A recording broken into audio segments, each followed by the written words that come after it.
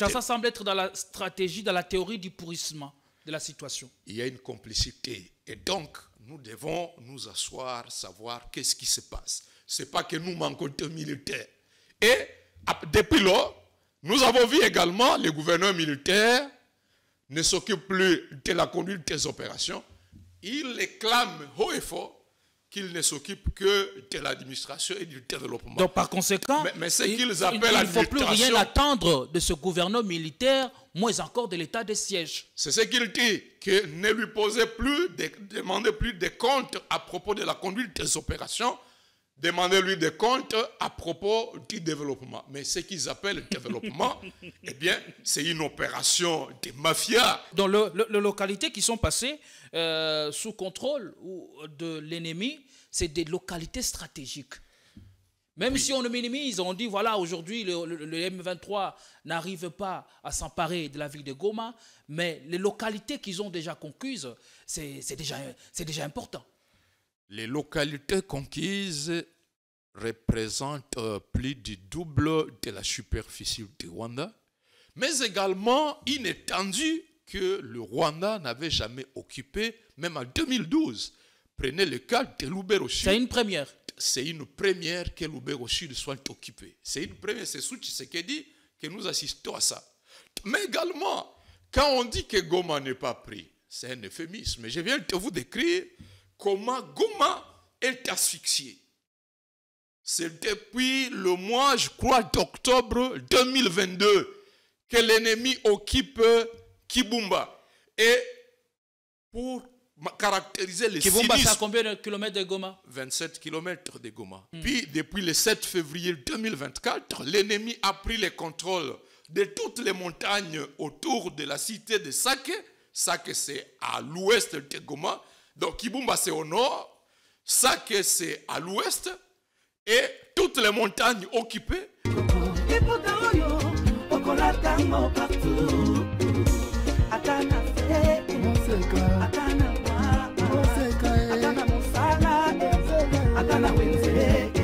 À 3,5, 4,5 ou 5,5 $, le wax de Maman Moseka vous rend inoubliable. Merci de nous contacter. Non à la balkanisation de la République démocratique du Congo. Le Congo restera un et indivisible.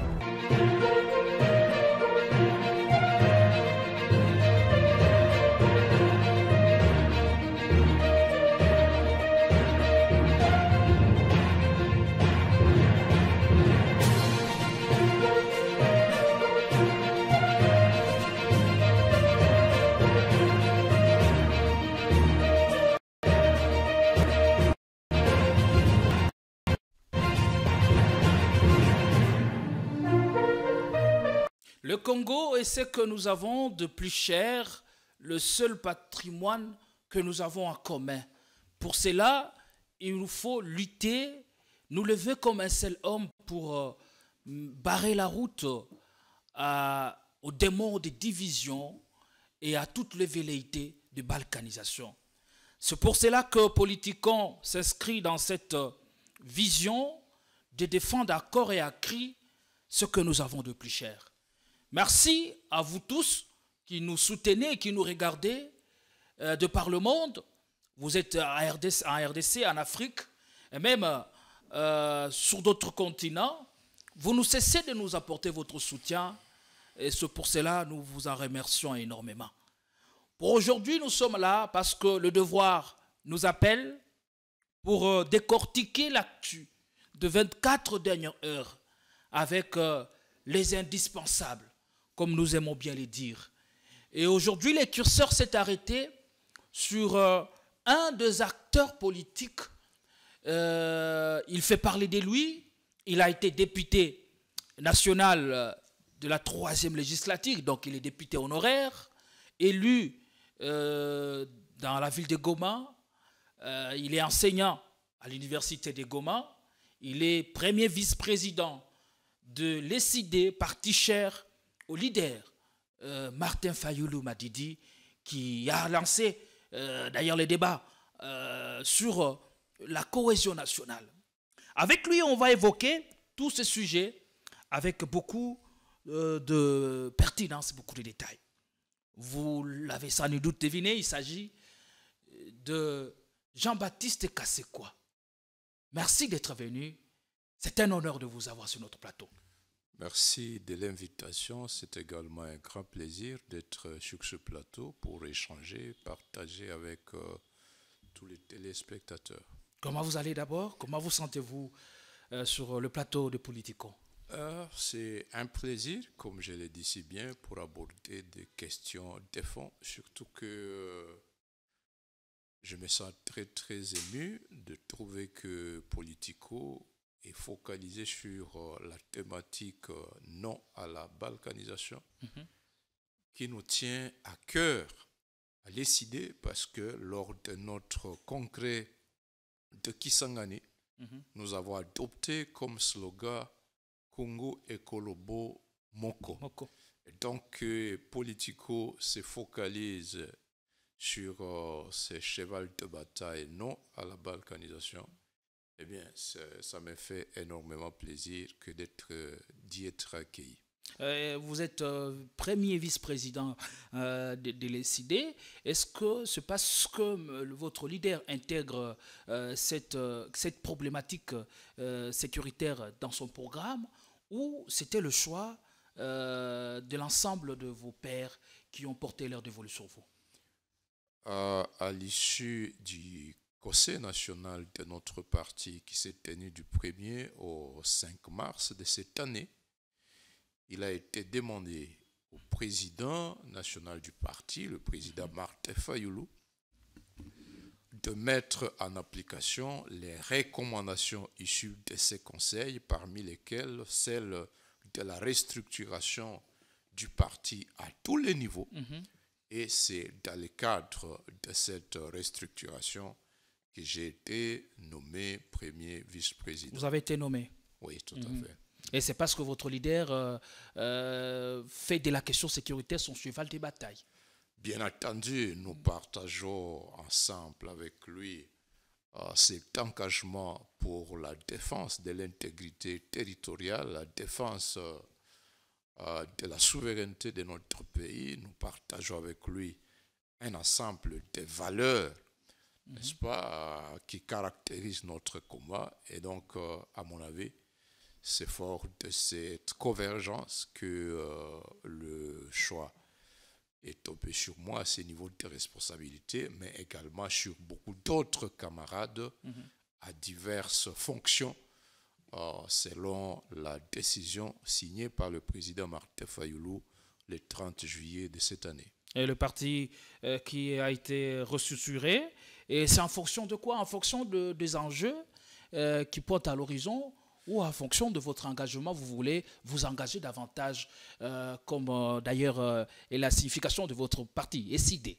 Oui, bien entendu, nous avons évalué notre marche, et au cours de ces conseils, nous avons estimé nécessaire que les fonctions au sein du parti répondent aux défis contenus dans notre programme de gouvernement. Dans notre programme intitulé Manifeste de Kisangani, il y a 18 défis à relever pour reconstruire la RDC, et désormais, à chaque défi correspond une fonction spécifique au sein de la structure du Bureau national de l'ECD. Et c'est donc dans cette orientation, de la même manière que pour un gouvernement, à fonction de chaque secteur, vous avez un ministère, et il en est de même au Bureau national de l'ECD. Et il en est de même chez vous. Et on va voir aujourd'hui, votre leader est au cœur de l'actualité, parce qu'il a lancé dernièrement l'appel au dialogue, à la cohésion nationale, d'abord à la cohésion nationale. Et l'un des moyens pour y arriver, c'est bien entendu les dialogues. Est-ce que, la première question sur ces sujets, est-ce que c'est parce que vous vous sentez essoufflé, ou parce que vous avez mesuré les dangers qui nous guettent? Parce qu'hier, Martin Fayoulou, qui n'était pas d'accord qui ne faisait pas ce genre de propositions ou d'appels, il le fait aujourd'hui. Qu'est-ce qui a changé dans votre engagement, dans votre vision? Alors, l'appel à la cohésion nationale est contenu dans la résolution numéro 6 du Conseil national de notre parti, tel que je viens de le dire. Dans cette résolution, le Conseil a dit ce qui suit. Considérant la désunion nationale profonde, issue consécutive au hold-up électoral de 2019 et 2023, nous lançons l'appel à nos pères spirituels afin d'organiser des discussions entre filles et fils de notre pays autour du thème vérité, réconciliation, cohésion nationale. L'objectif étant que, soudés, nous puissions barrer la route à la menace de balkanisation qui se trouve à un stade très très avancé, mais également mettre fin aux crises récurrentes de contestation de la légitimité afin de donner à notre pays toutes les chances de se reconstruire. En fait, cette résolution est issue des analyses faites au cours de ces conseils, disais-je, analyses qui nous ont montré que d'un côté, le plan de balkanisation atteint un stade critique. Aujourd'hui, et qu'est-ce qui vous fait croire ou qu'est-ce qui vous fait dire qu'aujourd'hui, le plan de balkanisation, la menace de balkanisation a atteint un stade critique? Considérons d'abord l'étendue des territoires occupés par le Rwanda. Moi, je suis du Nord Kivu. Je suis aujourd'hui dans l'impossibilité d'arriver dans mon village où j'ai grandi, le village de Bambo, à territoire de Rutshuru. J'ai grandi à chefferie de Bwito, mon village Nyanzale, je ne peux pas y arriver. J'ai grandi dans le Lubero Sud où j'ai fait mes études secondaires à Kirumba, occupé par les M23, mais également ma ville chérie de Goma, où j'ai grandi, je suis enseignant. Eh bien, la ville est asphyxiée. Il ne reste qu'à la population de Goma la seule voie du lac Kivu, mais que ce soit la route Goma-Kibumba-Rutshuru, elle est bloquée par l'ennemi. La route Goma-Sake-Kichanga-Mweso, bloquée par l'ennemi. La route Goma-Sake-Mushaki-Masisi ou Goma-Sake-Mushaki-Rubaya, la base de l'exploitation du coltan, occupée par l'ennemi. La route Goma-Sake-Chacha-Bweremana-Minova, bloquée par l'ennemi. Et donc, dans cet état de choses... Mais il peut s'agir de foyers de tension, de rébellions qui naissent comme des champignons. Est-ce que cela a à voir avec la menace de balkanisation? En quoi cela a à voir avec cette menace? Alors, c'est occupé par le M23, le Rwanda. Sur ces routes-là, je parlais ce matin avec un habitant de Kibirizi qui me raconte le calvaire. Figure-toi, cher ami, que 100 kg de farine de manioc aujourd'hui coûte 10 000 francs congolais à Kibirizi et à Bambou. 10 000. Par contre, 1 kilo de viande qui provient de l'Ouganda ou du Rwanda coûte 15 000 francs congolais. C'est-à-dire, pour qu'un Congolais vivant dans la chefferie de Bwito se procure un seul kilo de la viande qui vient du Rwanda, il faut qu'il vende, qu'il cède 100 kg de farine. Et comment on en arrive là? C'est que du fait de l'occupation de ces entités par l'ennemi, le Rwanda impose. Si vous voulez aller vendre la farine de manioc ou même des sacs de maïs à Goma, vous dédouanez, il faut, je n'ai pas d'autre terme. Le frais exigé par le Rwanda, c'est $520 par camion transportant le grand fousseau là, qui transporte 140 sacs. Ça s'appelle 520. Ça s'appelle comment ça? Ils appellent ça frais de déclaration. 520 $. Ajoutez à cela les coûts de transport et ça fait grimper le prix. Même chose, vous voulez ramener cette marchandise, ces denrées alimentaires, des zones occupées vers les centres de consommation comme Butembo, vous payez le même montant, 520. Mais ça ne suffit pas. Non seulement le Rwanda impose 520, 320 $ pour le camion transportant sa sac, mais arrivé également, vous voulez entrer à Goma, l'état de siège vous étrangle à nouveau. Le gouverneur militaire actuel a fait revoir ce qu'il appelle taxe province EAD, qui était au départ à 10 $. On l'a majoré à 50 et puis il a signé un arrêté pour fixer ça à 250 $. Les opérateurs économiques ont décrété une grève pour dire, monsieur le gouverneur, à Goma nous sommes tellement asphyxiés, tout comme à Butembo. Comment expliquer qu'une taxe qui revenait à 10 000, à 10 $, tu puisses la multiplier par 25? Et sa réponse est de dire, puisque le M23 vous prélève 520, moi je dois aussi revoir à la hausse à ce stade-là. Vous voyez l'état d'esprit. Donc le peuple est laissé à son triste sort. C'est pire il ne sait pas à quel sens se vouer. C'est pire que la servitude du peuple d'Israël en Égypte. Donc, que ce soit sous les jougs de l'occupant rwandais, que ce soit sous les jougs de l'état de siège, le peuple gémit énormément. Le calvaire est indescriptible. Et donc, non seulement ces territoires-là, Rutshuru, Nyiragongo, Masisi et Lubero Sud sont occupés par le Rwanda. Quand je parle de Masisi, comprenez que la zone minière de Rubaya est sous contrôle du Rwanda. Les minerais sont exploités à grande échelle. Les camions prennent les coltas de Rubaya jusqu'à Mushaki, de Mushaki, route vers Kilolirwe, Kilolirwe Kichanga, Kichanga Tongo, Kalengera, Kalengera Kibumba, Kibumba vers le Rwanda. Donc la situation s'est empirée sur le terrain. La situation s'est empirée et bien plus, l'ennemi déploie de nouveaux renforts sur le terrain. La semaine dernière, il y a eu affrontement à Muheto, il y a eu affrontement à Nyamitaba, il y a eu affrontement à Kanira, à Lukofu. La cible, c'est le chef-lieu de Masisi. Et après avoir pris le chef-lieu de Masisi, l'ennemi vise Nyabiondo. Nyabiondo, c'est la grande agglomération qui ouvre sur Walikale. Walikale qui contient des gros gisements miniers tels que les gisements de Bissier.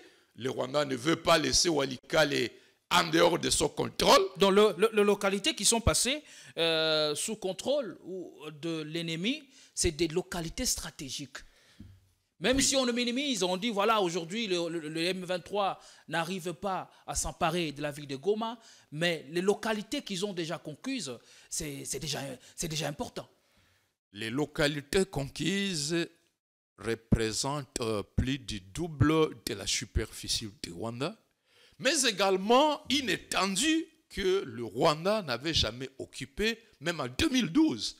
Prenez le cas de Lubero Sud. C'est une première. C'est une première que Lubero Sud soit occupé. C'est une première, c'est sous Tshisekedi que nous assistons à ça. Mais également, quand on dit que Goma n'est pas pris, c'est un euphémisme. Mais je viens de vous décrire comment Goma est asphyxié.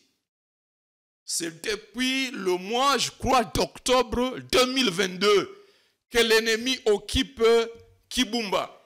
Et pour caractériser les Kibumba, cynismes, c'est à combien de kilomètres de Goma? 27 km de Goma. Puis, depuis le 7 février 2024, l'ennemi a pris le contrôle de toutes les montagnes autour de la cité de Sake. Sake, c'est à l'ouest de Goma. Donc, Kibumba, c'est au nord. Sake, c'est à l'ouest. Et toutes les montagnes occupées. Mais bien plus, le 17 février, le Rwanda a attaqué, n'est-ce pas? Vous avez suivi l'attaque à l'aéroport de Goma, Hilton. Et ce qui nous a révolté à décider, c'est de constater qu'une attaque visible comme ça, qui démontre que le Rwanda a installé un dispositif sur les Morubavu pour perturber la circulation, la navigation à l'aéroport de Goma, une attaque comme celle-là n'a même pas fait l'objet d'une condamnation de la part des partenaires de la RDC. C'est dire que il y a comme... Les partenaires de la RDC que sont le Rwanda, l'Ouganda, et j'en passe les meilleurs. Donc, non seulement tous ceux qui se disent amis de la RDC n'ont pas condamné, mais également, il a été démontré dans différents rapports établis par les experts des Nations Unies que les M23 sont dotés par les Rwandais d'un logistique sophistiqué qui, incontestablement, provient du Rwanda, provient de l'Ouganda. Et en dépit de toutes ces preuves, aucune condamnation. C'est différent de 2012 où nous avons vu certains pays reconnaître l'agression, imposer des sanctions économiques et financières contre le Rwanda, et poussé par ces pressions-là, le Rwanda a dû se retirer. Et que fait le gouverneur militaire justement? C'est quoi sa mission en étant à la tête de la province du Nord Kivu? Alors, je termine avant de revenir à ta question. Kinshasa tombe dans un discours mensonger pour mentir à la population que Goma n'est pas épargné et donc l'ennemi est sous contrôle. Non. Si Goma est épargné aujourd'hui, c'est que, contrairement à nous n'avons pas tiré les leçons de la victoire que nous avons obtenue en 2013. Mais l'ennemi semble avoir pris le temps d'étudier pourquoi il a perdu en 2013.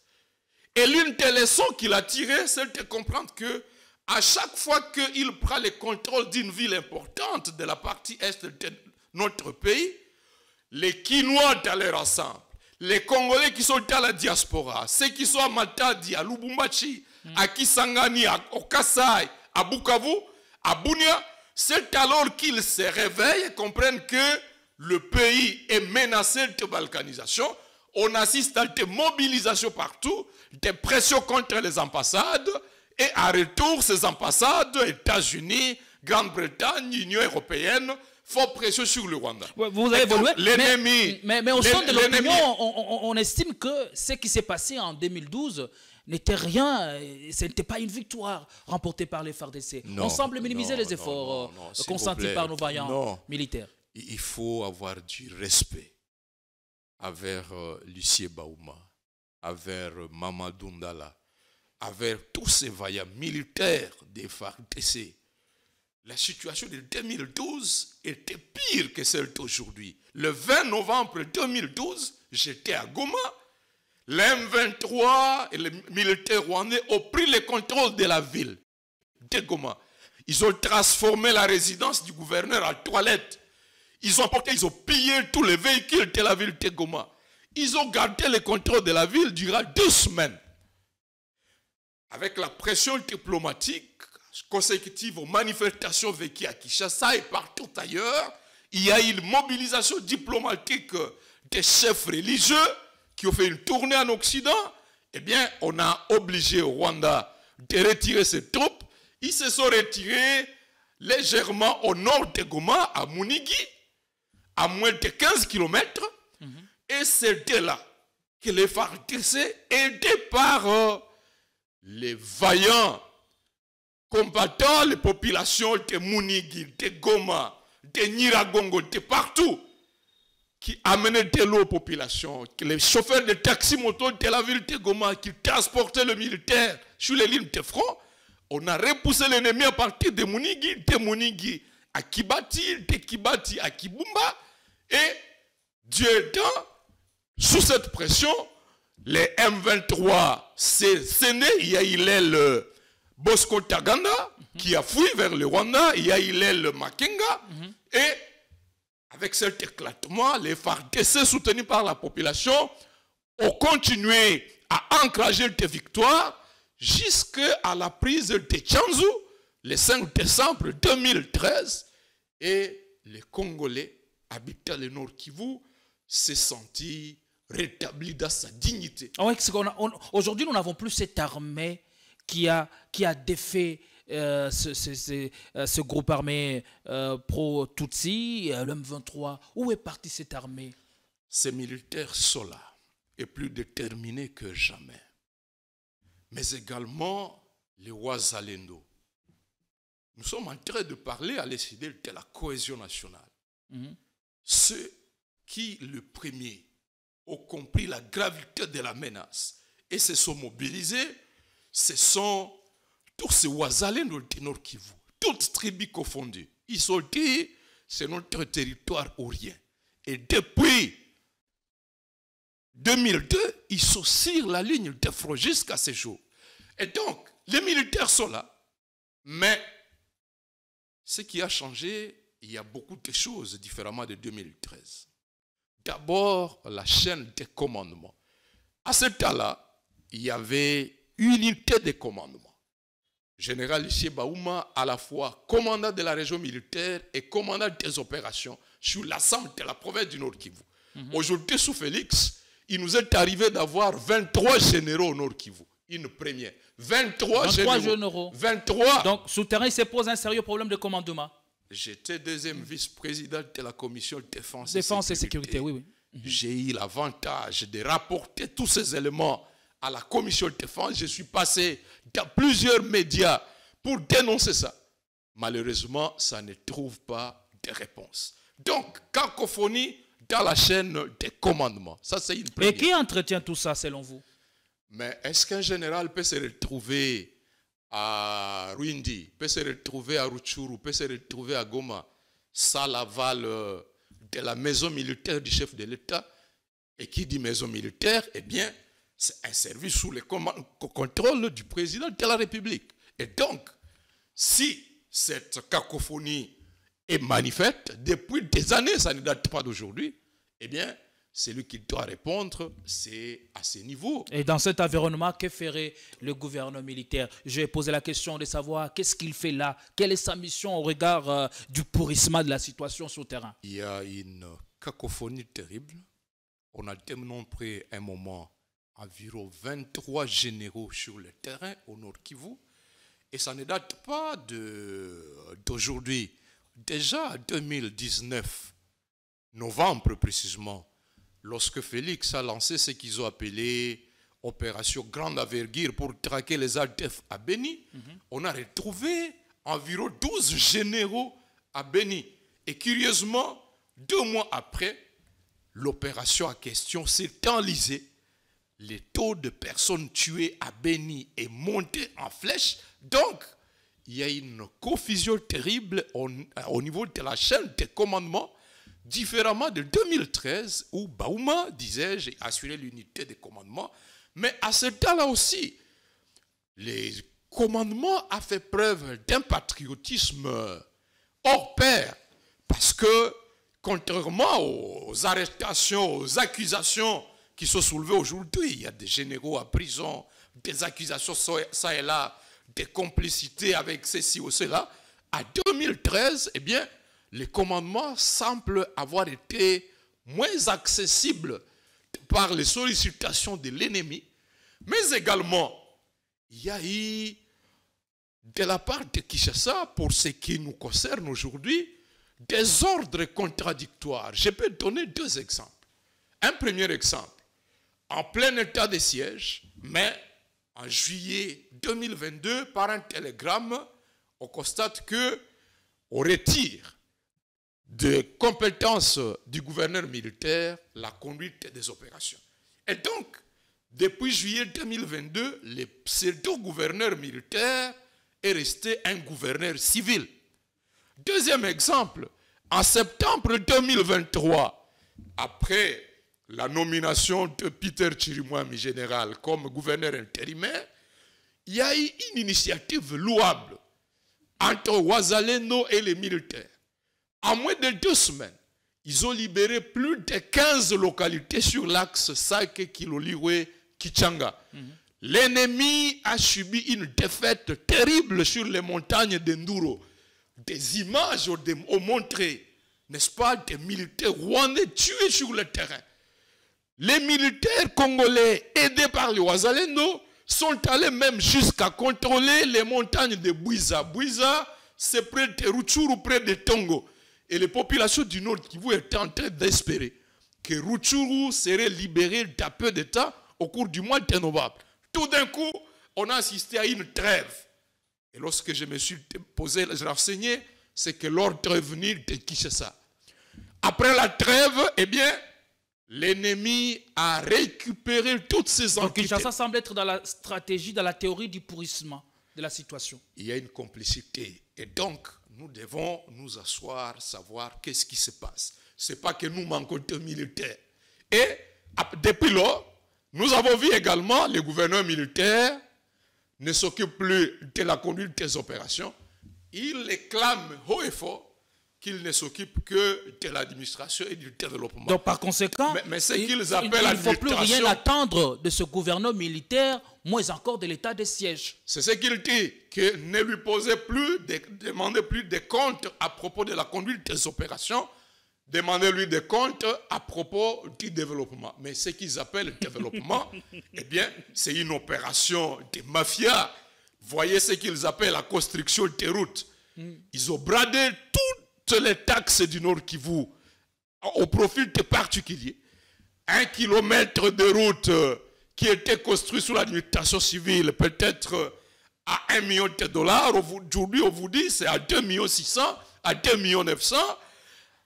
1 kilomètre pavé, vous comparez, on vous dit sous l'administration civile, c'était à 400 000 dollars. Aujourd'hui, on vous dit que c'est 1 200 000. Il n'y a pas de contrôle, ça fait 3 ans.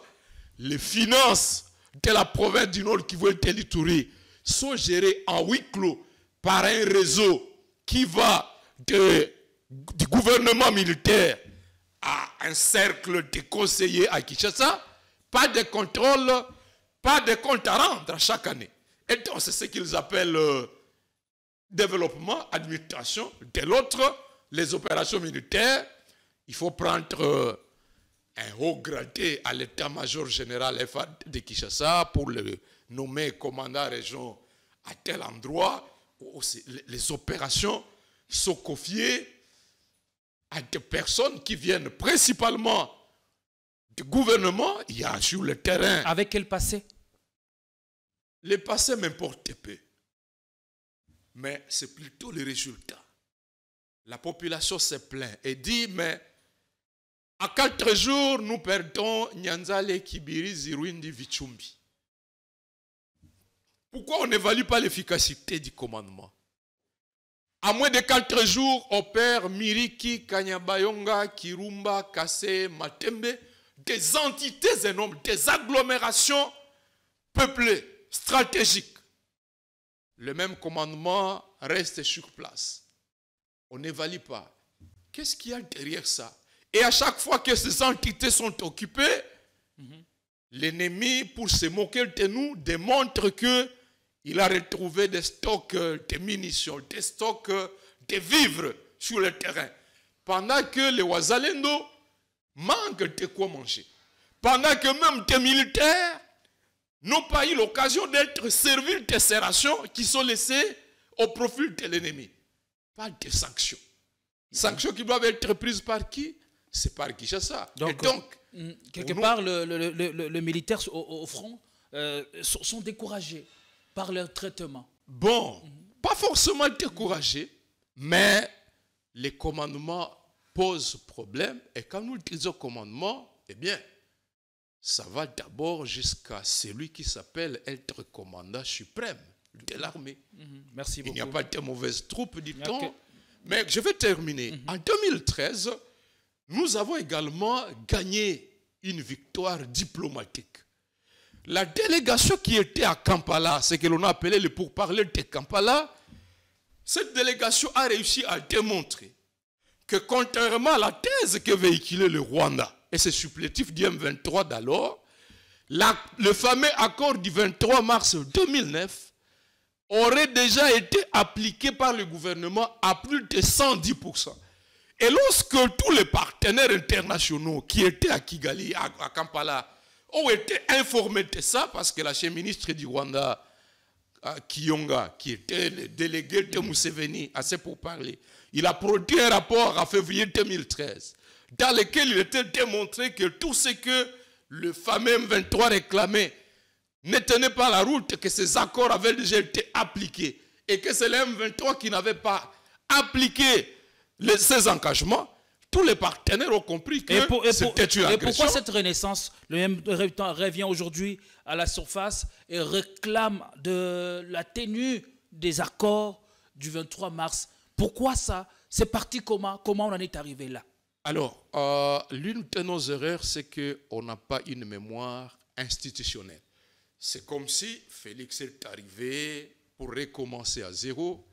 Ceux qui sont envoyés ça et là dans les différentes négociations retombent dans les erreurs de 2006-2007, au point que dans la feuille de route de Luanda signée le 6 juillet 2022, vous lisez le premier point de manière scandaleuse où il est dit, et Kinshasa a signé, que la cause de la guerre actuelle entre le Rwanda et la RDC, c'est la présence des FDLR. Et comment on accepte ça? On parle donc d'une analyse biaisée. Et lorsqu'on parle d'une analyse biaisée,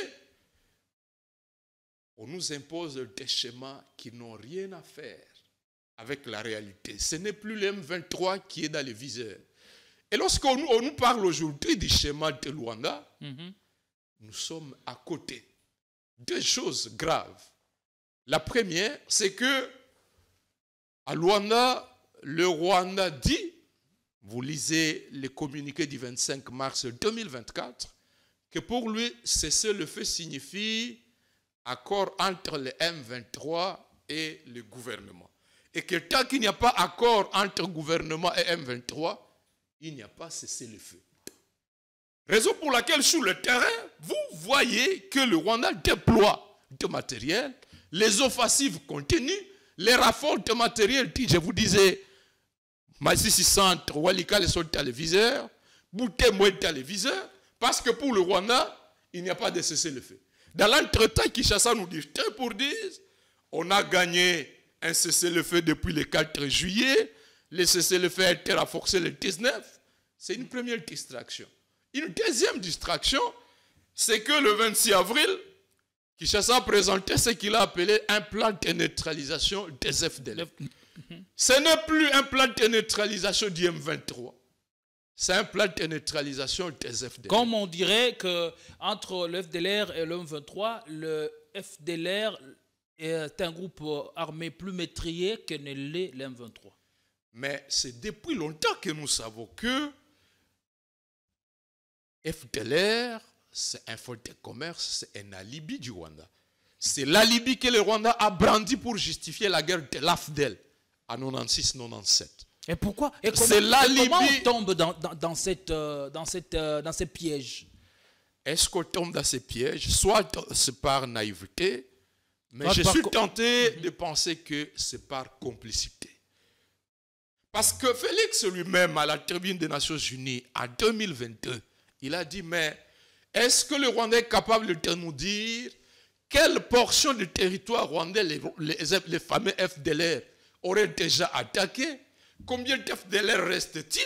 Félix a tenu ce discours en 2022. Comment expliquer que aujourd'hui, il change de ficelle de Paul. Il change pour dire, oh, nous promettons que nous allons présenter un plan de neutralisation des FDLR. J'ai reçu une information avant-hier. Des FDLR, des ex-FDLR, qui avaient été rapatriés par la MONUSCO en 2019-2018, sont revenus dans les rangs du M23, sont arrivés à Roubar la semaine passée. Ils ont attaqué des opérateurs économiques pour les réclamer de l'argent. Ils disent que du temps où ils étaient FDLR, ils auraient brassé beaucoup d'argent à partir de la coupe de Braise et auraient donné ces fonds-là à certains Congolais vivant dans ces milieux-là. Et ces ex-FDLR, rapatriés par la MONUSCO dans le cadre du programme DDR, reviennent aujourd'hui comme commandants du M23. Et nous allons à Luanda pour dire, nous signons un plan pour neutraliser les FDLR, que Kagame est en train de recycler. Les M23, en fait, sont des anciens FDLR rapatriés, recyclés par le Rwanda pour venir tuer les Congolais aujourd'hui. Si ceci nous échappe, comment au niveau de l'organisation internationale, ils n'arrivent pas à s'en rendre compte? Comment est-ce que le facilitateur, je parle du président angolais Joao Lourenço, peut aussi accepter ce genre d'offres, de propositions qui ne profitent pas visiblement à la RDC? Alors, ça démontre nous devons nous désengager complètement de ces processus de paix de Luanda. Ça démontre la faillite du front diplomatique mené par Félix. La diplomatie d'un pays, ce n'est pas le nombre de voyages. Non. La diplomatie d'un pays a plusieurs ressources, plusieurs leviers, parmi lesquels la qualité de négociateur. Est-ce qu'ils ont la maîtrise de ce dossier? Et ils parlent de Jomba, ils parlent de Rutshuru. Pour eux, ils parlent de la guerre. Ces mêmes négociateurs-là, quand ils sont aux États-Unis, ils n'ont pas froid aux yeux pour dire il n'y a pas de guerre au Congo. La guerre, nous la suivons à la télé à plus de 2000 km. Et ce sont eux qui sont à Luanda, ce sont eux qui sont ça et là, pour traiter des choses dont ils n'ont pas la maîtrise. Disais-je, en février 2013, ceux qui étaient à Kampala, c'était des personnes qui avaient la maîtrise des dossiers. Et c'est fort de cette démonstration que l'on a obtenu le vote de la résolution 2098, créant la brigade d'intervention des Nations Unies, et qui est venue soutenir les FARDC. Il y a eu des sanctions économiques, diplomatiques, financières contre le Rwanda, et nous avons gagné la guerre. Merci beaucoup. Ce qui n'est pas le cas aujourd'hui. Merci beaucoup, Jean-Baptiste Kasekwa. Beaucoup de révélations, beaucoup de choses à dire sur ce qui se passe dans l'est, la partie orientale du pays. On va continuer, on prend cet extrait de l'intervention d'un des élus de l'espace de l'est, de l'espace Kivu. Je parle de Justin Bitakwira sur les antennes de nos confrères de Top Congo. Il est revenu sur cette question, sur la question de gouvernance sécuritaire dans l'est du pays. Il n'a pas hésité de fustiger la gouvernance sur terrain. Depuis l'état de siège, ça a 3 ans. Il y a bien 3 ans. Tu libéré le village. Tu libéré ni. Tu récupéré ni. Parce que sur 6 territoires, il y a Nord Kivu. 4, et ça sous occupation. Et puis, bah officier sous militaire, na lobité que bah militaire non, bah officier militaire sous, bah zoué loko wana lukula business na bango. Est-ce qu'on y a dit que même patron y a bitumba, azoto ngande église, bah officier non so ba kende ko sambela na église na yi. Hollanda, patron y a bitumba. Nan gouverneur? Gouverneur, il y a un chargé des opérations. Ok, na Nord Kivu. Na Nord Kivu, na Goma kaka ville. Azotonga église, na école likolo. Sikoyo chaque soir il faut ba officier ba kende ko sambela. Ata yo moko. Mais na sikoyo, souci na biso eza nini? Est-ce que réellement ici à Kinshasa le gouvernement congolais est conscient des dégâts humains au Rwanda zo sale pa na biso? Est-ce qu'il y a bien? Gouvernement congolais, ce qui est bitumba solo. Pas une kangi frontière. Pas une kati de relations diplomatiques na Rwanda. Pas d'une. C'est parce que c'est du théâtre. Ou on dit ton ingaki tout ça la manso pour battre bayoka biso. Tout ça peuple le peuple moko divisé. Mboke zo kweya, ba mususu bazo handicapé. Et kweya libela. Mais biso ndezo Jean-Baptiste Kasekwa, quand Justin Bitakwira fustige cet état de choses sur terrain, a-t-il complètement raison? Et pourquoi ces réveils des élus du Nord Kivu, du Sud, ainsi que de la province de l'Ituri? Non, les élus ne sont pas encore réveillés. Ils sont aveuglés par le sucre. Ils sont tous de l'union sucrée. Depuis l'instauration du fameux état de siège, j'ai rencontré un sage du Nord Kivu qui me racontait qu'il a failli piquer un accident, un AVC ces jours-là. il s'est posé la question de savoir pourquoi les acteurs politiques du Nord Kivu, de l'Ituri, avaient gardé silence face au complot de l'instauration de l'état de siège. Et jusqu'à ce jour, en dépit des contre-performances de l'état de siège, ces élites politiques du Nord Kivu, continuent à proroger. Continuent à proroger l'état de siège, continuent à soutenir l'état de siège. On dirait que, manifestement, il y a absence d'une prise de conscience des intérêts communs de la République dans cette partie est de la République. Alors, Justin Bitakura, en présentant ces tableaux sombres, est-ce que c'est une frustration ou c'est une envie réelle de vouloir les choses changer sur le terrain? Bitakura, je le connais pour son franc-parler. Lorsque l'intégrité territoriale du pays est menacée, je l'ai vu à maintes reprises s'empêcher de garder sa langue dans sa poche. Quand elle dit que c'est de la farce, que c'est du théâtre. Du théâtre, j'aurais bien voulu que Bitakura aille plus loin. Depuis longtemps, pour moi, je soutiens la thèse qu'il s'agit d'une haute trahison. Il s'agit d'une complicité de cession d'une partie de notre territoire national dans les chefs des dirigeants du Kinshasa. Pourquoi je parle de... Donc on est au courant de ce qui se passe réellement. Non seulement on est au courant, mais on est complice. Comment peut-on comprendre que, au même moment que le Rwanda avance, contrôle 4 territoires, déploie Terrafor, nous maintenons l'armée congolaise en état de cesser le feu depuis le 6 juillet 2022. Chute de Bunagana, prise de Bunagana par l'ennemi le 13 juin 2022 et quelques temps après, le 6 juillet, nous signons la feuille de route de Luanda et on ordonne que les FARDC soient en état de cesser. Mais les FARDC ne combattent plus. Ne combattent plus. 3 mois plus tard, l'armée rwandaise quitte Bunagana, vient bloquer la route Goma-Butemo, apprenant les contrôles de Rubare, de Kiwanja, de Rutshuru, de Kako, de toutes ces entités, de toutes ces villes, va plus loin, prend les contrôles de Tongo, de Bambo, perpétue le massacre de Kishiché en novembre. Nous maintenons l'armée en état de cessez-le-feu. Et où serait en tous le principe de légitime défense? Nous renouvelons la signature de ce... Kinshasa signe à nouveau la feuille de route du 23 novembre 2022. Le Rwanda persiste.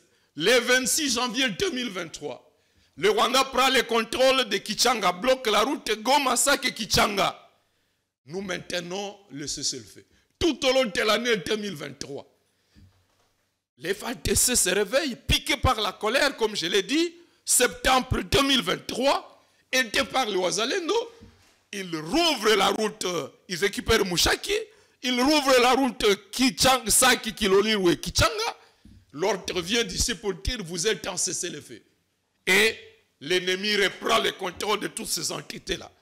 L'ennemi va plus loin jusqu'à Lubero au sud, n'est-ce pas? L'armée reste toujours à cessez-le-feu. Est-ce qu'il n'y a pas complicité? Jean-Baptiste Kassé, quoi? On avait vu une image qui avait fait le tour du web, une image devenue virale, un groupe de militaires qui repliaient parce qu'ils auraient reçu mission ou l'ordre de ne pas pourchasser l'ennemi jusque dans son retranchement. Et ces images étaient commentées dans tous les sens. Et donc, en réalité, c'est exactement ça, c'est ce qui se passe sur le terrain. Non seulement ces images, mais le gouverneur militaire les dit à maintes reprises qu'il n'a pas été nommé, Peter Chirimoya il a dit, qu'il n'a pas été nommé pour traquer l'ennemi. Il a été nommé gouverneur militaire du Nord Kivu pour faire respecter les cessez-le-feu. Et si le Rwanda s'amuse à violer les cessez-le-feu, libre à lui, la communauté internationale va constater. C'est ça le discours du gouverneur militaire. C'est ça l'instruction qu'il a Alors, reçue. quelle devait être l'alternative à cet état de Parce que siège notre armée qui ne semble nous produire que reprend sa vigueur, sa force. L'état de siège, c'est le premier acte de trahison signé par Kinshasa afin de permettre à l'ennemi d'avancer dans le plan de balkanisation de notre pays. Pourquoi? Parce que par l'état de siège, la société civile, les mouvements citoyens ont été étranglés, privés de toute possibilité de crier. Et parce que, à la moindre mobilisation citoyenne, pour dire, nous avons vu telle faille dans les chefs de la conduite des opérations. La manifestation sera étouffée dans l'œuf. Manifestation étouffée dans l'œuf. La prison de Goma, de Butembo, de Beni sont pleines de militants condamnés à 5-10 ans de prison Des simplement pour activistes qui avoir n'osent pas dénoncer. Simplement pour avoir dénoncé l'inefficacité du fameux état de siège. Donc, cet état de siège ne répondait en rien. Quelle devait être l'alternative alors? Les députés de Nord Kivu, de l'Ituri, à cette époque-là, étaient en train de réclamer qu'on mette l'armée dans des conditions qui favorisent des opérations militaires efficaces. À chaque fois que l'on a tenté, on a annoncé qu'il y aurait des opérations militaires, les populations du Nord Kivu ont applaudi. L'état de siège est venu sans capacité d'opération militaire. Ce sont plutôt des opérations militaires contre la population. Ce matin, on me parlait de la situation à Goma. L'ordonnance qui instaure l'état de siège donne dans les attributions des autorités militaires l'obligation d'organiser des patrouilles, des couvre-feux pour recouvrer les armes. Ce qui se passe aujourd'hui à Goma, ce sont les civils qui organisent des patrouilles pour empêcher que des braquages se fassent la nuit. Et ce braquage, c'est ce qui s'est passé au quartier Ndoche samedi dernier. Les populations victimes de cambriolages dans cette maison. Et au milieu de la nuit, c'est une jeep aux couleurs des jeeps militaires qui viennent emporter les effets. Ça, c'est fréquent à Goma. Des personnes arrêtées dans ces actes de criminalité présentés, on y trouve des éléments de nos forces. Et les populations, les jeunes, organisent des patrouilles. En état de siège, ce sont les civils qui organisent les patrouilles, au lieu que ces patrouilles soient organisées par l'armée pour traquer le bandit.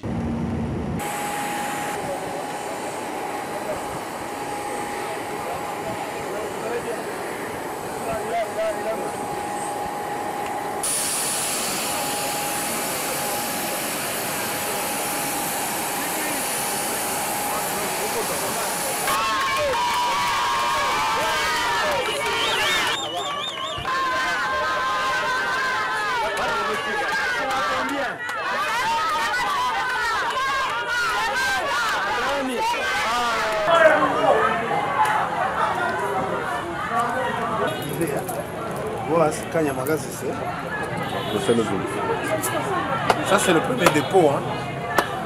On en a 5 comme ça. Ces dépôts, nous avons combien de sacs? 28 000. Ça fait combien? 1400 tonnes. 28 000 28 350.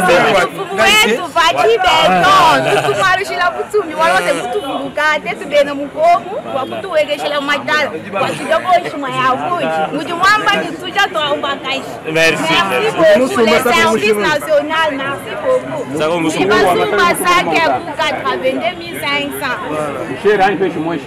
Moins cher. Voilà, Moutisaoucha Bagouadiambé, Mouchingo Moukola, mais quand on m'a dit 7 000 mètres, tu peux ça calculer combien ça pour moi 5 000, 5 000, ça c'est moins cher. Merci beaucoup. Vraiment, je suis très ravi. Je suis très content du prix qu'on a mis pour un sac. Et d'ailleurs, quand j'ai acheté des sacs, le service m'a aussi encouragé. Il m'a donné un sac de bonus. En tout cas, je remercie beaucoup le chef de l'État qui songe vraiment à ce que sa population ne puisse pas vivre de l'insécurité alimentaire. Et je pense qu'il va encore faire plus d'avantages. Nous le soutenons. Bon, au grand marché, le sac de 50 kg revient entre 200 000 et 220 000. Et là, vous en avez à 80 000. Et ici, j'en ai à 80 000. J'en ai acheté 2, mais le service m'a donné un bonus et un encouragement d'1 sac. Je suis très ravi et je suis très content du président de la République.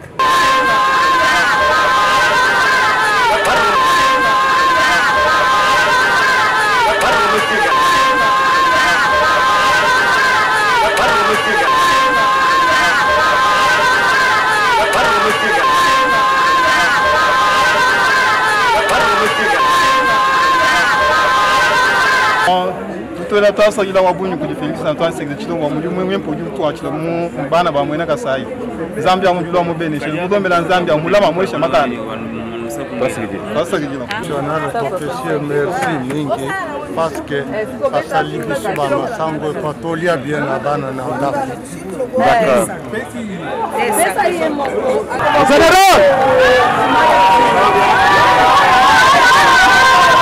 Rien que pour la ville de Mujima, il y a combien de postes de vente? 5 dépôts. Nous avons visité 2, ça c'est le 3e. On va encore aller voir 2 autres. Tu vois comment ils sont pleins. Et je suis en train d'observer. S'il y a un engouement, j'ai encore un stock stratégique quelque part. Il faut venir encore ici. Les commerçants, ils vont regretter. Merci beaucoup. Merci, je suis vraiment... Et au grand marché, le prix revient à combien dans 50 kilos de maïs? Le méca revient à 8 000, 7 500. Maintenant, avec la moyenne, ça peut arriver à 5 500, 4 800. Notre sentiment de gratitude et nos remerciements du fond du cœur. Président Félix Antoine Tshisekedi, même mamweba njungu sekijila bwa bwalwimpa bwatuanzira papa wani watu jishilelo njumuka chumukamba mutu Zambia mutu la kubenesha akuvudishira bya bunyi Zambia kulama kusamba mweba mali wonse papa wani twasekijira bunyi papa twasekijira bunyi awa bakiti sipri en tout cas to se permis pona eloko mokozi ya mboka asasi biso po bana kasai bali anano en tout cas to remercier mingi. Non à la balkanisation de la République démocratique du Congo. Le Congo restera un et indivisible. C'est-à-dire sur le terrain, on a suffisamment d'éléments, de ressources pour faire la guerre au Rwanda et la population est même déterminée à accompagner nos forces armées à cet objectif. Mais pourquoi aujourd'hui on n'arrive pas à déclarer ouvertement la guerre au Rwanda? C'est parce qu'on serait dans cette complicité que vous tentez de montrer sur ces plateaux. On n'a même pas besoin d'un discours, d'un acte. On n'a pas besoin de slogans. On a besoin d'organiser, d'encadrer la mobilisation populaire. On a besoin d'assainir la chaîne de commandement des FARDC. On a besoin de placer les FARDC dans des conditions favorables, optimales. Et le reste, le Rwanda va constater que, eh bien, les rapports de force ont changé. En 2013, on n'a même pas eu besoin de décréter un état de siège. Donc c'est faux quand on nous fait croire que le Rwanda a un armement ultra-offensif. Mais je viens de vous rappeler à maintes reprises ici qu'en septembre dernier, à moins de 15 jours, les Ouazaleno, les FARDC ont repoussé le RDF et M23. À moins de 2 semaines. Aujourd'hui, c'est que le constat, par exemple, dans tout le territoire de Rutshuru, de Massissi, là-bas, il y a des groupements entiers dans lesquels vous ne trouvez pas d'éléments du M23. Et les patriotes volontaires s'attaquent seuls contre ces militaires, ces agresseurs. Mais la volonté du pouvoir actuel pour nous conduire à la victoire, elle est à mettre en doute. Le pouvoir est à autre chose. Il n'y a pas guerre, raison pour laquelle nous estimons que la vérité doit être dite autour de ce qui se passe. Lorsque vous considérez le drame humanitaire, vous avez des populations. Des conditions humanitaires effroyables dans le camp. Ceux qui meurent aujourd'hui dans le cas de déplacés sont plus nombreux que ceux qui meurent sur les lignes de front. Des populations qui ont abandonné leurs champs depuis novembre 2021. Ils ont abandonné leurs maisons. Une grande partie sont concentrés dans des cas autour de Goma, autour de Kanyabayonga. D'autres sont à l'Ouganda comme des réfugiés. Sans parler maintenant de ceux qui sont tués régulièrement dans la zone de Beni. Vous savez que les statistiques des nombres de personnes tuées à Beni sous l'état de siège a atteint le 5000 par an. Alors qu'en 2018, le baromètre sécuritaire du Kivu avait dénombré 914 tués. 914 personnes tuées, c'est autour de 76 personnes tuées le mois. Depuis la prise de pouvoir par Félix, en 2019, on est passé à 1070. 2020, 1569. 2021, instauration de l'état de siège. Nous avons fait le monitoring entre avril 2021 et mars 2022. Nous sommes arrivés à 4990, soit 416 personnes tuées par mois. Et donc la situation est... Des statistiques qui font froid au dos.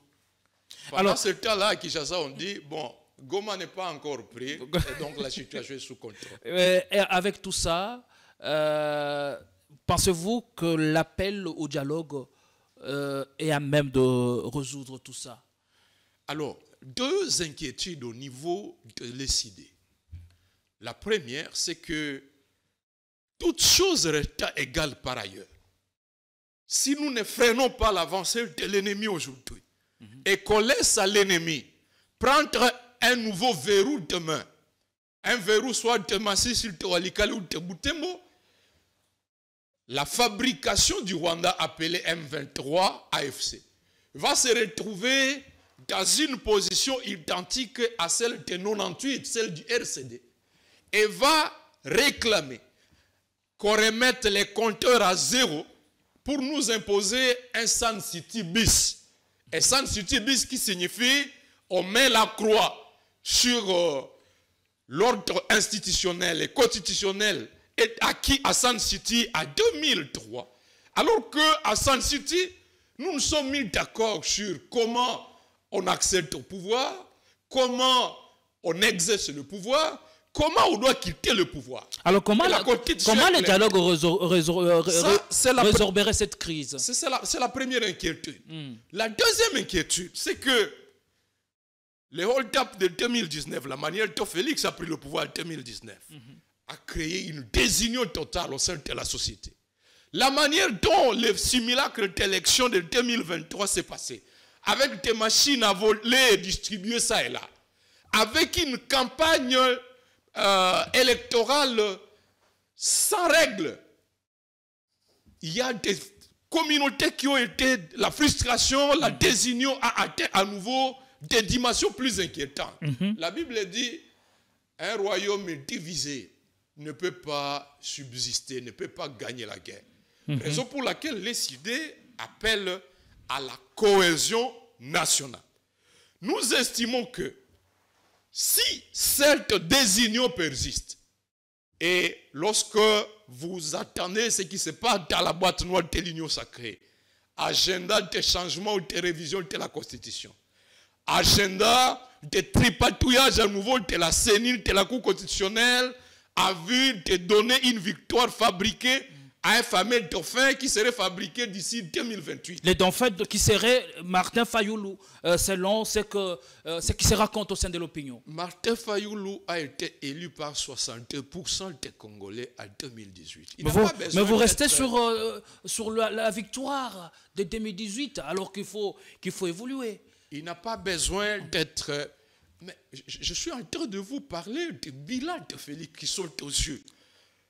Notamment... La première action forte, la politique, la mesure phare de l'Union sacrée, c'était l'état de siège. Donc nous parlons du bilan qui saute aux yeux, les taux d'échange, les scandales financiers. Qui peut accepter qu'il porte la lourde responsabilité du bilan de l'échec de Félix? C'est pour cela que vous demandez, vous appelez au dialogue. Nous estimons que si rien n'est fait et que l'M23 doit avancer et que Félix doit continuer à poser des actes qui brisent la cohésion nationale, eh bien, nous allons perdre le contrôle de ce pays et il nous sera même difficile d'envisager qu'au prochain enrôlement, tous les Congolais vont participer à l'enrôlement. si la guerre du M23 n'est pas clôturée, que des entités ne sont pas libérées, si les actes de désunion persistent par ces agendas autour de la Constitution, du contrôle de la CENI constitutionnelle, ceux-là qui nous font la guerre auront des arguments pour justifier. Vous suivez dans l'opinion, il y a ceux qui qualifient même la guerre d'agression, de révolution constitutionnelle sur pied de l'article 64.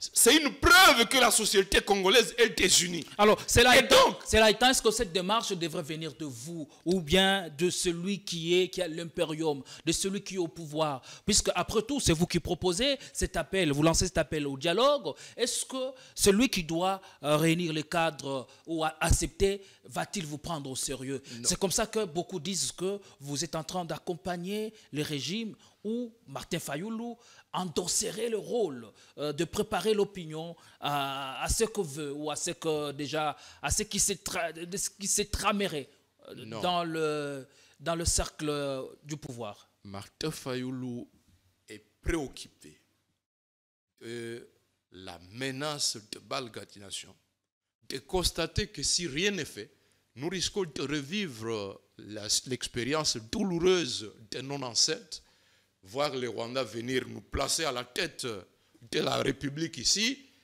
un nouveau Bizimungu, il peut s'appeler Corneille, il peut s'appeler je ne sais qui, et désigner à nouveau un James Kabaré, le chef d'état-major FRDC et autres, ce serait la pire des situations. Pourtant, si nous sommes unis, nous sommes en mesure de nous mobiliser sur l'ensemble de toutes les provinces de la RDC et imposer un nouveau regard aux diplomates, aux ambassadeurs, les amener à prendre des sanctions contre le Rwanda. Et donc, unis, nous pouvons être très forts. Mais ça ne dépend pas de votre volonté. Il faut que les autres partenaires de l'opposition acceptent. Il faut que le chef de l'État, Antoine Tshisekedi, l'accepte aussi. Mais comment vous allez rendre ceci possible? Félix fait partie du problème. Nous avons donc demandé à nos pères spirituels, ECC Senko, de jouer les beaux offices entre les différentes parties. Mais nous en appelons aussi, s'il peut y avoir un médiateur neutre qui consulte les différentes parties politiques, les différentes parties prenantes, pour qu'il y ait des discussions entre fils et filles, afin qu'on se dise la vérité, parce que le Rwanda n'est pas invincible, afin qu'on se dise la vérité autour de ce qui nous divise, et qu'on regarde dans la même direction autour de la constitution des acquis de San City, eh bien, nous pouvons nous mettre ensemble tel que nous le voyons en Ukraine. Alors, comment on ferait pour faire respecter les résolutions issues de ces dialogues?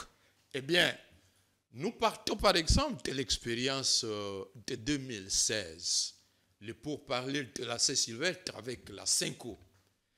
Nous pensons que si le malheur ne nous avait pas atteint par la mort de feu Étienne Tshisekedi, le processus de 2017 se serait comporté autrement, à l'avantage du Congo et du peuple congolais, parce qu'il était une personnalité qui pesait.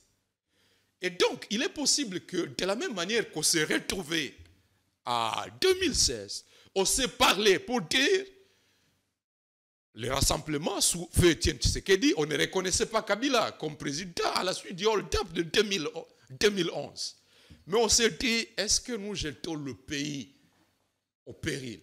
Est-ce que nous pouvons trouver des résolutions qui nous permettent de nous garantir que l'avenir sera construit autrement?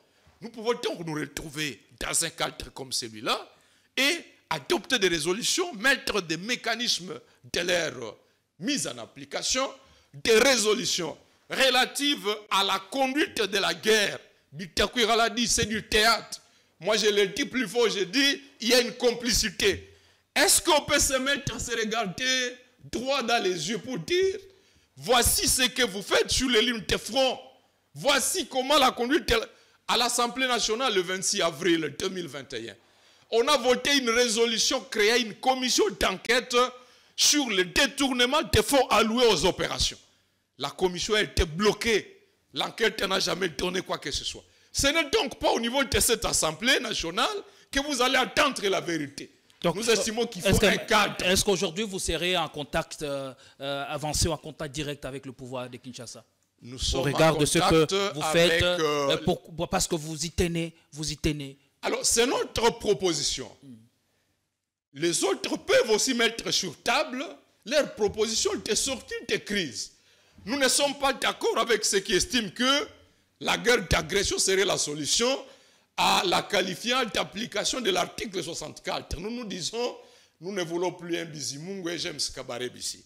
Il y a ceux qui disent, laissez Félix tripatouiller la CENI, tripatouiller la Cour constitutionnelle, désigner frauduleusement un nouveau dauphin, et puis on verra après. Nous disons, vous donnez des arguments à ceux qui font la guerre, vous légitimez l'agression. Et le dialogue se fera avec quelle partie prenante? Est-ce que vous les avez déjà désignés? Il n'est pas à nous de les désigner. Mais nous savons par exemple que dans ce pays, il y a de grandes familles politiques. Comme qui par exemple? Vous avez FCC avec Kabila.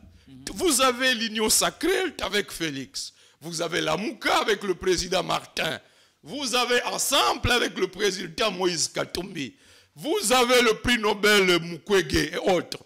Donc, et la branche armée ne fera pas partie de ceux-là qui vont être à la table. Mais comment vous pensez? Nous faisons cette discussion table ronde avec comme premier objectif mettre en échec le plan de balkanisation. Et Kabila, lui qui serait derrière l'AFC, on le présente comme le véritable patron de l'Alliance Fleuve Congo. Pourquoi le voir, pourquoi vouloir l'associer à ces dialogues? Alors, jusqu'à preuve du contraire,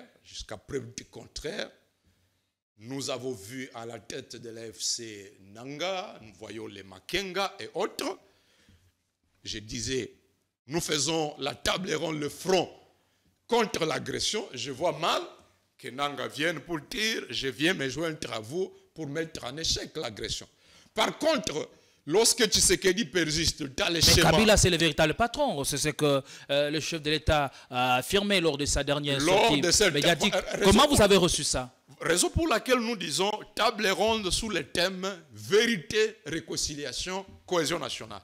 Est-ce qu'autour d'une table, à cette occasion-là, par le canal, la médiation de nos pères, Félix peut dire, voici ce que moi, je dispose comme information, l'AFC, c'est Kabila. Et Kabila, autour de la table, nous lui disons, mais monsieur, pourquoi tu peux à nouveau nous ramener le Rwanda pour... Autour d'une table, ça peut se dire. Pour vous, c'est possible que Kabila fasse cela après avoir cédé le flambeau du pouvoir à son successeur, Félix Tshisekedi. Il a même demandé à tout le monde, à toutes les institutions, de l'accompagner comme ils l'ont accompagné pendant 18 ans. Raison pour laquelle nous exigeons que la vérité soit dite. Parce qu'en réalité, ceux qui ont comploté contre la République, c'est Kabila et Félix. Et cette guerre dont souffrent les populations du Nord Kivu et l'Ituri, qui sait si ce ne serait pas dans l'agenda de cet accord? Quand je vous dis que l'état de siège, c'est le premier instrument qui a été mis en place pour museler, pour bloquer les sociétés civiles du Nord Kivu, le mouvement citoyen, à ne plus parler et permettre au Rwanda de progresser comme jamais il l'a fait. Est-ce que tout cela ne viendrait pas du deal par lequel Félix a été placé au pouvoir? Mais ne supputons pas. Autour d'une table, nous disons 3 thèmes. Vérité. Toutes ces questions sont posées pour dire, mais en 2019, qu'est-ce que vous vous êtes dit pour arriver à monter un complot contre le peuple qui donne 62% à Martin et vous donnez le pouvoir à celui qui avait moins de 15%. Mais vous avez eu l'occasion de préparer l'élection de 2018, mais vous n'y êtes pas allé. C'est in extremis que Martin Fayulu a décidé enfin de se représenter à cette élection présidentielle. Vous n'avez pas personnellement été candidat. Est-ce que n'avez-vous pas de regrets à ce jour de n'avoir pas été candidat en 2023? Non, nous sommes victimes du combat pour la revendication de la transparence électorale. toutes ces questions méritent d'être débattues. Est-ce qu'aujourd'hui, vous nourrissez pas de regrets parce que vous voir être le porte-voix de cette population de l'Est à l'hémicycle, ça ferait quand même une certaine affaire. Et aujourd'hui, vous n'avez pas des pincements au cœur. Nous avons mené ces combats-là.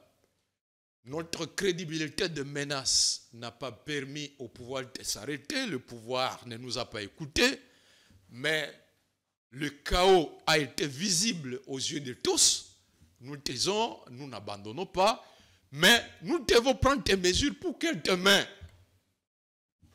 l'enrôlement se fasse sur l'ensemble du territoire. Ne se passe pas comme le chaos d'enrôlement du cycle passé. Que la CENI ne soit pas tripatouillée comme lors de l'affaire Rossar Malonda, Denis Kadima, que la loi électorale soit élaborée de manière beaucoup plus consensuelle, que le contrôle de la Cour constitutionnelle ne se fasse pas comme le braquage auquel on a assisté. Si ces actes doivent se répéter à nouveau sous ce cycle 2024-2028, eh bien, même les élections envisagées pour 2028 risquent de ne pas avoir lieu. Le pays risque d'imploser. La constitution issue du référendum après Sun City risque d'être enterrée au regard de tous ces risques. Et de voir déjà 4 territoires occupés et l'éminente progression vers Walikale, vers Butembo et vers d'autres provinces, nous disons il est temps qu'on s'élève et que autour d'une table, on se dise les vérités, on se réconcilie. Nous n'avons que le Congo. Bien entendu, il y a ceux-là qui ont 3-4 nationalités, qui s'en foutent du Congo. Ils disent, ça peut péter. Demain, ils seront devant les ambassades, qui vont les accueillir comme des citoyens de ce pays-là. Moi, je n'ai que le Congo. Nous n'avons que le Congo que nous partageons en commun. C'est notre principe ici. Je sens que vous avez beaucoup de choses à dire, beaucoup de choses à nous dire, beaucoup de questions aussi à vous poser. Malheureusement, la télé, c'est l'heure. Votre dernier mot et on se quitte. Mon dernier mot, c'est que, particulièrement à l'endroit des élites politiques de l'Ituri, de Nord Kivu, de Sud Kivu, s'il vous plaît, sortez du sommeil. Ne vous laissez pas endormir à penser que vous êtes proche du miel, de l'igno sucré, alors que le pays s'envole. Est-ce que les députés de cette législature sont beaucoup plus traités? Quel monument ont-ils si vous pouvez avoir certainement des entrées au sein de l'Assemblée nationale? Je n'ai pas d'informations, mais au-delà même de l'argent, je pense qu'il y a un sursaut patriotique qui doit les caractériser. J'ai toujours rappelé, nous qui sommes de Goma, de Bukavu, nous avons vu comment les députés du Rwanda en 94, les ministres rwandais en 94, des généraux, des gouverneurs de banques ont été chassés de leur pays. Ils ont traversé la RDC de Goma jusqu'à l'Équateur, jusqu'à Kinshasa, pourchassés par l'armée rwandaise. 30 ans après, aujourd'hui, ils sont incapables de retourner dans leur pays. À quoi ça va servir de rester député, de rester ministre, si tu n'es même plus à mesure d'atteindre ta province d'origine? Simplement parce que tu assistes impuissamment à la cacophonie entretenue au sein de l'armée alors que l'armée est capable de relever le défi. Tu assistes impuissamment au détournement des fonds alors que les populations déplacées sont abandonnées à leur triste sort, alors que les militaires pouvaient jouir de ces fonds-là. Donc, à commencer par mes frères et sœurs du Nord Kivu, du Sud Kivu, de l'Ituri, le sursaut patriotique devait partir de nous et imposer une ligne de conduite. Malheureusement, on leur a dit que lorsque tu dis la vérité, tu n'es pas l'ami du pouvoir, tu fais la honte du pouvoir. Autant mieux te taire, même devant le péril de tes frères, de tes sœurs, pourvu que tu sois aimé par ceux qui dirigent ici et tu es associé à la mangeoire. Je pense qu'ils sont des personnes consciencieuses, je les appelle à un éveil de conscience, que la cohésion nationale commence par nous.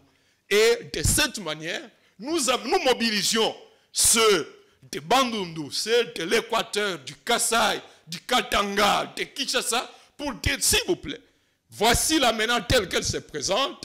Si rien n'est fait, nous risquons de nous retrouver dans une situation identique à celle du RCD à 98-2003, où si Boutembo, Beni sont pris de main, Walika les pris de main, l'ennemi va forcer le droit sur Chopo, sur Kisangani, Bafouassende. L'ennemi va forcer le droit sur l'Ituri, Bazouele, Rotouele. Encore là, il y a aussi les Mbaroro et autres. Eh bien, à moins de quelques mois, on va se retrouver comme dans une situation de l'AFDEL. Kagame va nommer un nouveau Corneille Nanga ici. Peut-être qu'il n'aura pas le courage de Laurent Désiré Kabila de se retourner contre Kagame. On va placer à la tête de notre pays un nouveau James Kabaré qui a été chef d'état-major pendant 14 mois ici. Est-ce que nous devons laisser faire? Donc j'appelle mes frères, mes soeurs, pour que la dynamique de la cohésion nationale commence par nous et que, ensemble, nous puissions mobiliser l'ensemble de la nation, comme font les gens de Ouazalendo, qu'on arrive à amener la communauté internationale à prendre des sanctions économiques, financières contre le Rwanda. Mais pour y arriver, il faut que nous amenions d'abord le pouvoir à Kinshasa à être sérieux dans la manière de gérer la République, de conduire la guerre, de gérer l'armée et surtout l'amener également à ce que l'on ne pose plus des actes autour du contrôle de la CENI, de la Cour constitutionnelle, du processus électoral qui seront de nature à légitimer les recours aux armes pour pouvoir changer l'ordre des choses dans notre pays. Merci beaucoup Jean-Baptiste Kassekwa, député honoraire de la 3e législature, élu de Goma, dans la capitale provinciale du Nord Kivu. Vous êtes enseignant à l'université de Goma. Vous en avez fait amitié de répondre à notre invitation et à nos questions. Merci d'être venu, merci de l'honneur. Merci à vous tous qui nous avez suivis. En tout cas, le Congo est le seul patrimoine que nous partageons en commun. En tout cas, il y a lieu que nous puissions parler d'une même voix, parler des vives voix, faire taire toutes les divergences pour que le pays retombe sur ses jambes. Et bien, on parle de la cohésion nationale à travers l'un des moyens pour y arriver, c'est les dialogues. Et alors, les débats est lancé aux uns et aux autres, à tout le monde de pouvoir réfléchir et proposer des recettes pour que ce pays puisse sortir de l'auberge. Nous voulons que ce Congo prospère, que ce Congo soit grand, afin que toute l'Afrique se développe et que l'impulsion touche le monde entier. Merci de votre honneur. Nous vous retrouverons à la prochaine émission avec la même dose de plaisir. Portez-vous bien.